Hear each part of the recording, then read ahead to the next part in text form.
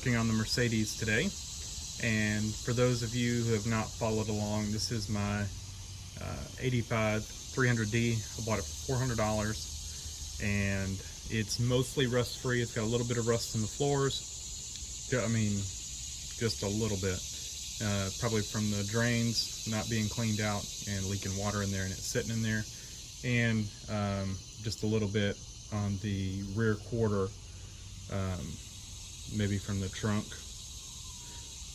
not real sure, but it's Texas car. It's been here all of its life, and so it's not salty climate or anything, and body's kind of it's not pretty, but it's got a good foundation in the engine itself and the transmission sorry, and all that is good and solid on it, and that's why I bought it. And so I've had it for about a year and a half, almost 2 years now. I've been daily driving it for over a year now. That's 70 miles round trip every day, and it's never once left me stranded. So what we're doing today is it's got a little bit of a rough idle. I'll probably do a video series, kind of not a video series, but a video kind of explaining what I've done to get to this point in troubleshooting. And I don't know if this will fix it, but it's kind of our next step. And what this is this is the rack damper. It's also known as the idle stabilizer. And what this is, it's a bolt with a pin at the end of it that has a spring on it. And what that does is it gives it more fuel on idle. And so you adjust this bolt. It's got a locking nut on it. You kind of adjust it up to where you get a good smooth idle on it. You get it adjusted too much and it can make it harder to start. So you just kind of try to find a good happy spot on the adjustment. And so what we're going to do is we're going to replace that pin. Now this is an 85, like I said, and 85 they did an improvement. They put a stronger spring in it. And so if you've got a pre-85, you definitely want to replace it. I would not grab one out of a junkyard. I would just go ahead and buy a new one. They're not that expensive. I don't remember how much it was. I know for sure it was under 40. I think it was 30 something, or I don't remember. I'll put a link in the description to it. I bought it on Amazon. You can buy them pretty much anywhere. You may even still be able to buy them directly from Mercedes. I don't know, but definitely here's the part number. Like I said, I'll put a link to it.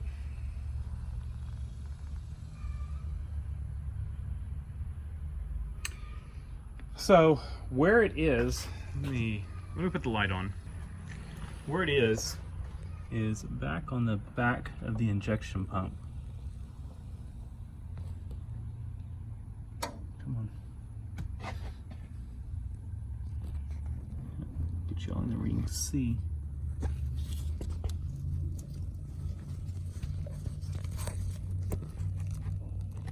There it is, right there. And as you can see, mine is adjusted all the way in, and I still don't have a smooth idle. And so we're gonna back that out and take it completely out, and we're gonna replace it. Now, I've got an 83 parts car, and I did pull the pin out of the 83 just to see, you know, if it was possibly in better shape. And it had less spring tension. That was before I knew that before I found out that the 85 had a stronger spring in it. It definitely, you know, had less spring tension than my 85. And this may not fix my issue, but it's kind of the next step. So let's take that out. I'm just gonna back that completely out and take it out. And you've got just enough room to get it out before it bottoms out into the oil filter housing. So I think that's a 10 millimeter, and so I'm gonna take a 10 millimeter and just back that nut out. Got it out, and I was wrong on the size on it. It was the end of it is a 12, and the locking nut is a 14. And so here it is. It's it with the locking nut. And what we need to do is I want to do two things. One, kind of want to feel the difference. I mean, it's got a lot of spring tension to it.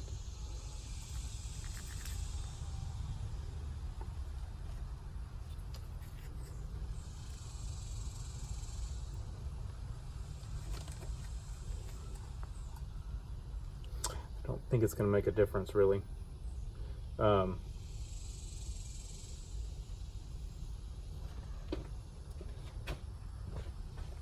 What we need to do now, I need to get this O-ring off or put a new one on it. I do not have a replacement. Well, I've got an O-ring kit, universal O-ring kit, so I can see if there's one that's about the same size as that. So let me go through and check those real quick, see if I've got one. If not, I'll see if I can save this one. But it's probably gonna break trying to get it off. And that O-ring actually was still nice and pliable, so I put it back on there, and I just dipped the whole thing in a little bit of transmission fluid just to give it some two things. One, make it real easy to adjust. We're gonna run it all the way in, and then once we get it bottomed out right there, we will back this adjustment off, and we will start it up and see if we can dial it in to get it a little bit smoother. But I don't really feel any more spring tension on this one, so I'm not real optimistic that this is gonna fix our issue.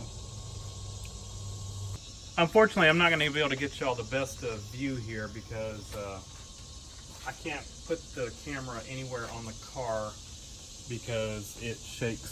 So it shakes the camera too much. I had unhooked the vacuum line, the cutoff. I guess we'll leave it unhooked.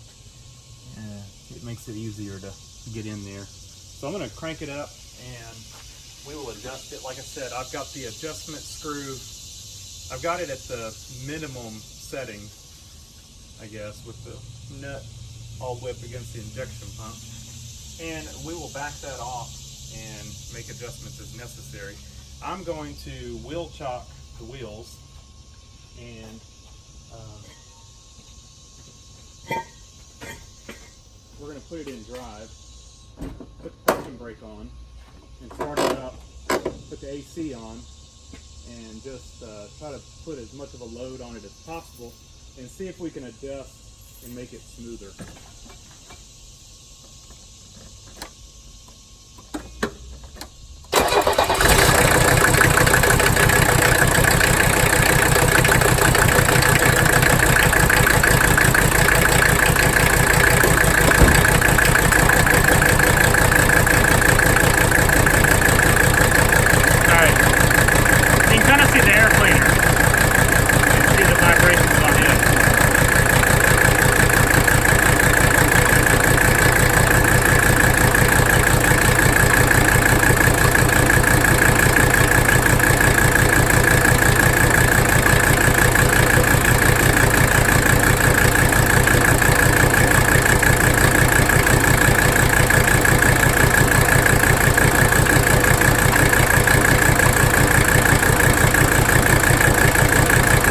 What I'm doing now is just bottoming the nut out.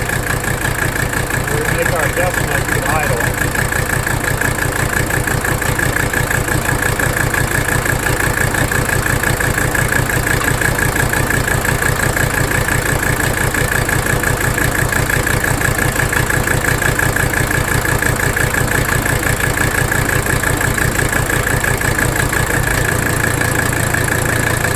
You see that? Watch. You hear it in the engine too. Really rough.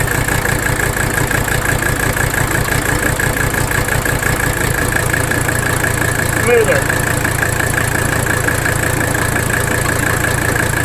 And that's bottomed out there. I adjusted it first in.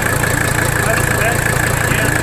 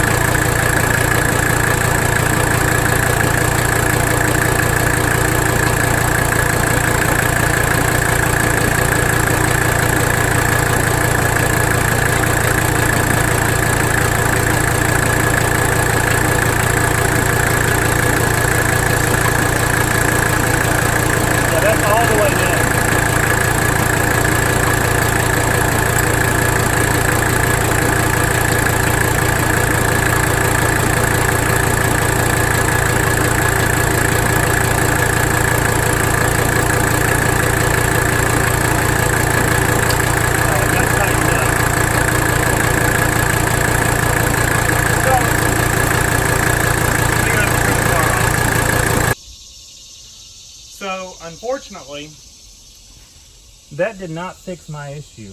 Now,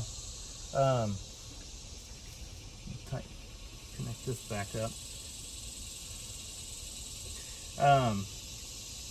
So we're gonna have to look elsewhere to see what our problem is. But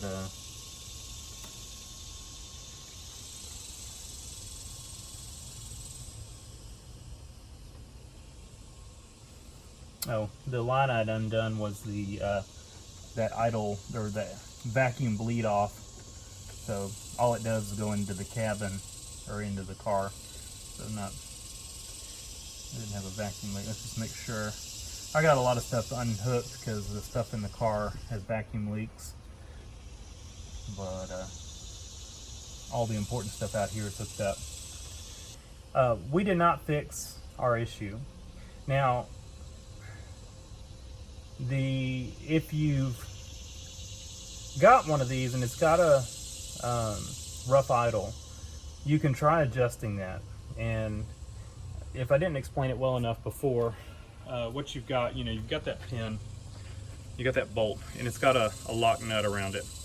And what you're wanting to do, the further in it goes into the injection pump, the more fuel it gives it on idle. And so what you're doing is you're loosening that nut and running it further up the bolt, and then threading the bolt further into the injection pump. And you're trying to find the sweet spot of where it idles the best, just to where it idles the best. And then stop right there. Idles rough, turn it in, it idles smooth. All right, leave it there. Now on mine, I've got to adjust it all the way up because it still acts like it's not getting enough fuel. And so that leads me, I guess quickly I'll give you a rundown of what I've done on, you know what? I'm going to include that on the next video. And so if you've got one of these and you've run through everything else, which I'll discuss in the next video, you can try this rack pin. At least try adjusting it. And if you've got a pre-85 model and it has not been updated to the newer style that's got a heavier spring in it, then definitely try that. Mine being an 85, it already had the better pin in it. So the pins do weaken over time, so it is possible that the spring could be weak. I had nothing to compare mine to. I didn't have a new one to compare it to. After comparing it, like I said earlier, I didn't think it was going to make a difference because I really couldn't tell a difference in them, and I don't think it made a difference in it. So if you got a pre-85 though, definitely think about updating that pin. So stay tuned. We'll discuss what I've done to this. If you've been following along in this project, you probably know everything I've done to it. If not, check out the previous videos on this. There's a whole playlist on them, and I kind of go through everything I've done to this. So thanks for watching. Leave a comment down below, hit the like button, and subscribe for more.